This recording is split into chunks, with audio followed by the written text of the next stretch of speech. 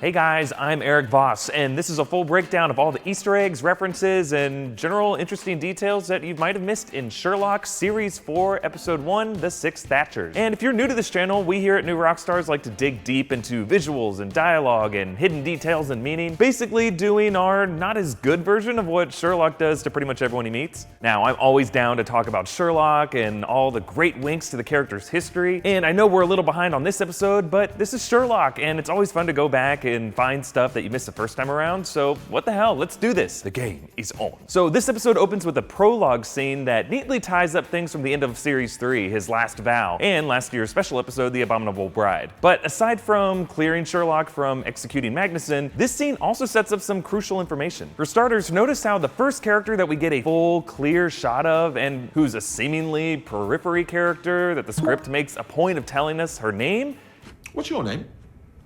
Vivian Norbury. So this episode sneakily reveals the villain in the opening moments, so that, in true mystery fashion, she was under our noses the whole time. If you remember, the show pulled the same exact move with Moriarty back in Series 1. Also, of course, Mycroft mentions all the code names for people who have access to this classified intel. Code names Antarctica, Langdale, Porlock, and Love. Obviously, Love becomes a clue later in the episode, but these code names are also references themselves. Langdale Pike is the name of Sherlock's society gossip source from The Adventure of the Three Gables, and someone who shows up in a lot of other Sherlock spin-offs. And Porlock is a Moriarty associate who gives Sherlock a tip in the Valley of Fear. Okay, moving on past these new Series 4 opening credits to this opening narration of the Appointment in Samara story, which becomes an extended metaphor for this episode. There was once a merchant in the famous market at Baghdad. The theme is that it's impossible to escape our past choices, and our attempts to flee them always lead us directly back to dealing with the consequences of those choices. And I'll talk about how this relates to Sherlock and the other characters a little later. It's also interesting that when you look into the history of the Appointment in Samara, which itself is a reference to W. Somerset Maugham's retelling of an ancient Mesopotamian tale. And in that version, death takes the form of a woman. So even though Sherlock doesn't really underline this, it's a key foreshadowing of the form that death takes this episode and the life that death takes. The opening narration also establishes an important visual language for the Six Thatchers, with the aquarium, death embodied in the shark, and the blue light refracting through the water, which returns to haunt Sherlock and foreshadow the location where death awaits him. A final destination, if you will. This episode's Samara, the London Aquarium. And real quick, notice this image of what looks like a whale skeleton. So not only is aquatic imagery linked with death in a general sense, whales are used as a recurring symbol for the person who dies this episode, which I'm about to spoil, but why are you watching this video if you haven't seen the episode yet? Mary Watson. But Mary isn't the only character who's linked with an animal, because when we move on back to Sherlock back on Baker Street, he says this about Moriarty. I'm going to monitor the underworld. Every quiver of the web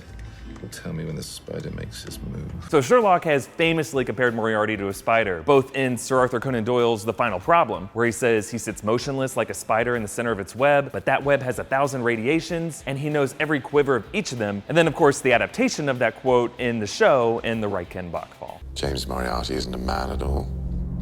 He's a spider. Spider at the center of a web.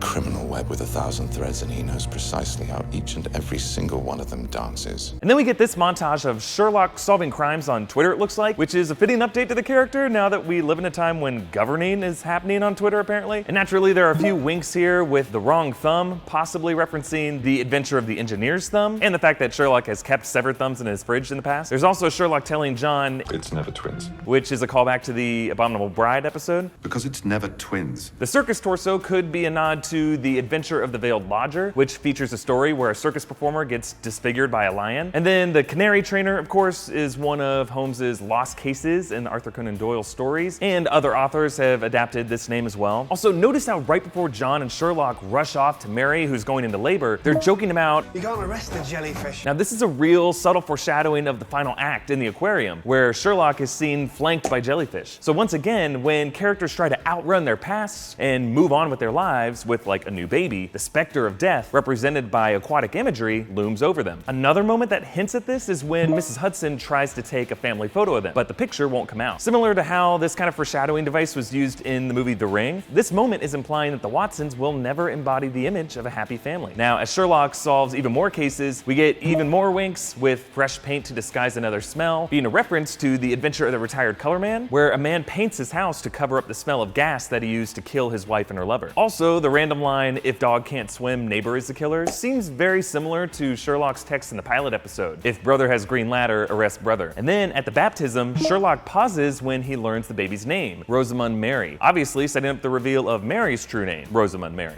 Rosamund Mary. Rosamund Mary. And this brings me to my favorite moment of the episode, the twist of Sherlock delivering his classic, "See, but do not observe.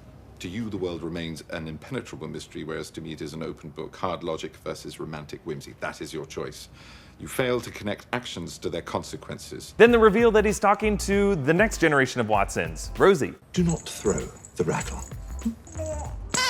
Then check this out. What are those animals on Rosie's mobile? Those are black whales. Now, of course, newborns can't see color yet, so you often see black and white baby stuff, but I still think that these are another example of Mary Watson's association with whales and death. And no, I don't think the show is making a yo mama joke here, but whales are surprisingly some of the smartest mammals on Earth, and research shows that their emotional intelligence might surpass humans. And like Mary, whales' lifespans significantly reduce when they're kept in captivity, even if they try to replicate the semblance of a natural habitat. So yeah, connecting Mary to whales kind of makes a lot of sense. But let's move on to the Wellsboro house, where if you just watch this show for Sherlock using his deduction powers to solve mysteries, this short, kind of sad subplot with a son suffering a seizure hidden underneath a fake car seat is really all you're gonna get this episode. Because pretty quickly, this story makes an abrupt right turn where this episode gets its title, The Six Thatchers. Now, The Six Thatchers is based on the short story The Adventure of the Six Napoleons. In that story, a criminal tracks down and smashes a series of plaster busts of Napoleon Bonaparte because, as Holmes reveals, the man hid the black pearl of the Borgias inside one of them. And that's why, in the first half of this episode, we get a bunch of mentions of the stolen black pearl of the Borgias, a case that Sherlock initially finds boring, until the point that he believes that it's connected with the Thatcher busts, and perhaps Moriarty. We also get a little wink to Napoleon, with Sherlock's hacker friend Craig comparing Margaret Thatcher to a historical figure like Napoleon. Time's a great leveler, isn't it? Thatcher's like, wasn't no Napoleon now. But let's go back to this moment when Sherlock first notices the missing bust. The aquatic imagery returns, and Sherlock says this line, "By the pricking of my thumb." That's actually a reference to a couple things. First, the witches in Shakespeare's Macbeth, who say, "By the pricking of my thumbs, something wicked this way comes." It's an expression that means an intuitive sense of foreboding and doom. And even though Sherlock can't really place it, he can feel that this bust is connected to death, which waits for him in his underwater Samara. And also, fun fact, By the Pricking of My Thumbs is the name of a mystery novel by Agatha Christie. And before I move on, I love the callbacks to the recurring gags of Sherlock not knowing basic information, like the fact that Margaret Thatcher was a famous British prime minister. And if you remember, he also didn't know who the prime minister was back in series 1. Also, this scene ends with Sherlock taking off alone and leaving John behind in some remote place, which is something he tends to do to John a lot. But let's move on to the scene when Sherlock is talking with his brother Mycroft. Sherlock's obsession with the spidery Moriarty combines with the aquatic imagery and the appointment Samara metaphor in this line. The world is woven from billions of lives, every strand crossing every other. What we call premonition is just movement of the web. So for Sherlock, this is all connected. His gut instinct that death waits for him under the sea, and his frustration that, unlike Moriarty, he can't interpret or control the vast web of fate that connects everything. That's why it's important that Mycroft reminds him that, as a boy, Sherlock wrote his own version of the tale, An Appointment in Sumatra, where the merchant is able to avoid death altogether. So for Sherlock, it is and always has been crucial for him to feel in control of his own destiny. Also, I love the callback with Mycroft saying, Then he becomes a pirate for some reason. now we've seen throughout the show that Sherlock was obsessed with pirates as a kid. But initially, he wanted to be a pirate. And this pirate stuff actually comes back later. But moving on to Sherlock's exchange with the carpenter includes this line. I thought you'd done something clever.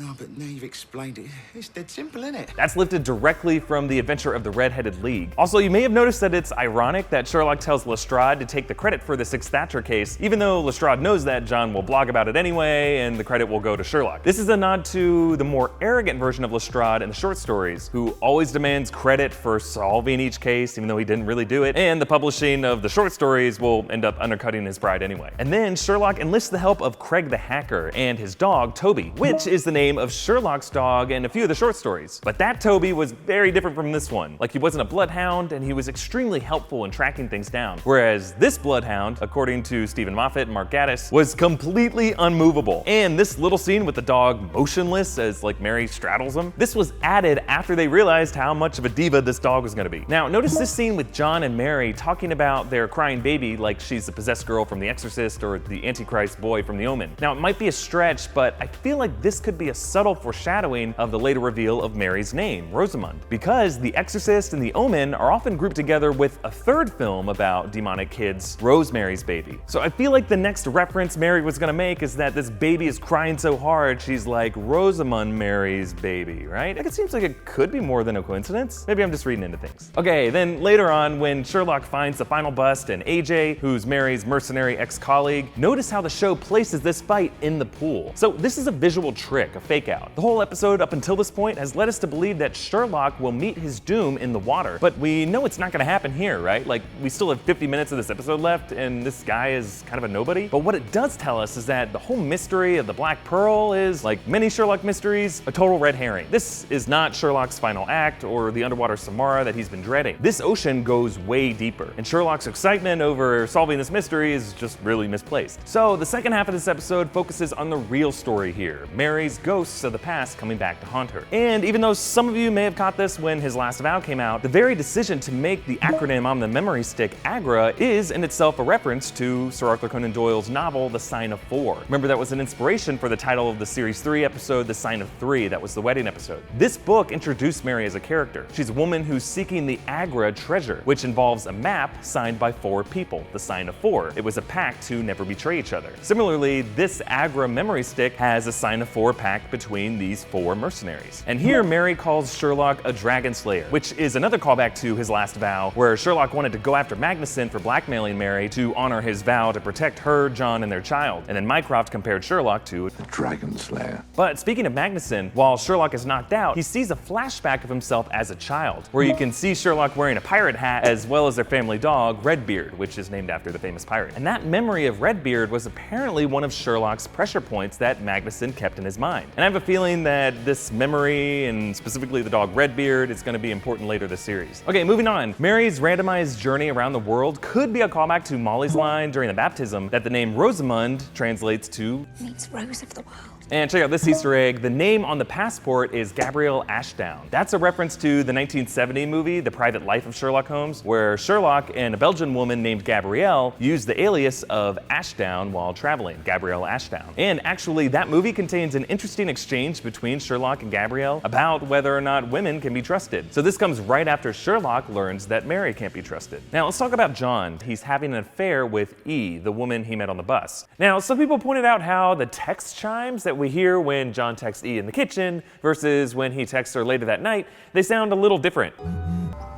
And that might mean that he could be texting someone else, not E, later on. Now, obviously, next episode kind of debunks that theory, but I think it's designed to make us do a double take on E as a story arc. Also, if you look closely at the background of the bus stop, there are some interesting clues. So first, behind John, you can see a sign that says Killer Whale. That's one final whale image that shows up right as John seemed to flirt with a stranger, implying that he's about to lose his wife. Also, behind E later, there's a poster showing Culverton Smith. That's the villain who's introduced in episode 2, The Lying Detective. Keep an eye out for my video on that. But for now, let's move on to this final confrontation in the London Aquarium. After Sherlock is able to deduce that Ammo Love wasn't used by Smallwood, but rather her secretary, someone who, as Mary put it, You'd be amazed at what a receptionist picks up. They know everything. Sherlock says this line, I never could resist a touch of the dramatic. which is a common expression in the short stories, and naturally, Vivian Norbury echoes the Appointment and Samara tale, revealing that, like Sherlock and Mary, she spent her life looking over her shoulder, expecting to find that death had finally caught up to her. And notice who says the word death here. Death. Hello, Mary. Hey. So by this point, this episode has made it very clear what's about to happen. Also, in case you didn't catch this, I love the subtle callback that Norbury makes here. Why did you betray us? Why does anyone do anything? If you remember, back in the Series 1 finale, The Great Game, Moriarty spoke the same line to Sherlock through the hostage. Why does anyone do anything? To me, that seems to imply that Vivian Norbury might have been an associate, client, or pawn of some kind to Moriarty. So the death of Mary Watson is the appointment in Samara that all these characters have tried to avoid, but walked into nonetheless. Vivian Norbury, it turns out, is the MO that betrayed Mary in Tbilisi and ended her life as a mercenary, a life that Mary was trying to escape just to come face to face with. And that same betrayal ended the life that Norbury wanted to leave behind too, before Sherlock forced her to answer for it. And for Sherlock, Mary's death is his Samara too, because it means the death of his vow, as well as a fatal blow to his friendship with John. This moment with Sherlock and the therapist is meant to parallel the therapist scene with John in the Reichenbach fall. In both cases, it's one friend trying to process the loss of the other. Moving on, this scene with Mycroft has a few interesting details that I should mention. First off, I like how the fridge is empty, which seems like a callback to how overweight Mycroft was in The Abominable Bride, but also there's a menu for a place called the Reichgate Square, which is a reference to the Reichgate Squire short story. And then, of course, Mycroft is calling someone named Sharonford, and there's a bunch of theories about the history of that name and who that person is, but the next episode does reveal who that is, so I'll talk about that in the other video. And finally, let's talk about this final scene back on Baker Street. Sherlock tells Miss Hudson that work is the best antidote to sorrow, which is exactly what Sherlock says about John's bereavement and the adventure of the empty house. But then notice when Sherlock says this line. You ever think I'm becoming a bit full of myself, cocky or overconfident? Yes. Would you just say the word Norbury to me? This is almost a direct quote from The Adventure of the Yellow Face, where Sherlock is talking about another Norbury, a borough in southwest London where Sherlock makes a critical error, and he suggests the name Norbury as a way to remind him of his bride blinding himself, which he definitely needs, because it was Sherlock's aggressive taunting of Vivian Norbury, an armed woman with nothing to lose, that led directly to Mary's death. So then Sherlock receives the Miss Me DVD, but instead of another post-mortem video from Moriarty, it's a post-mortem video from Mary, and her words Save John Watson. are a direct callback to the empty hearse last season when she and Sherlock had a similar exchange over their mutual affection for John. And now, after the credits, there's a quick shot of Mary that a lot of people are talking about. Go to hell, Sherlock.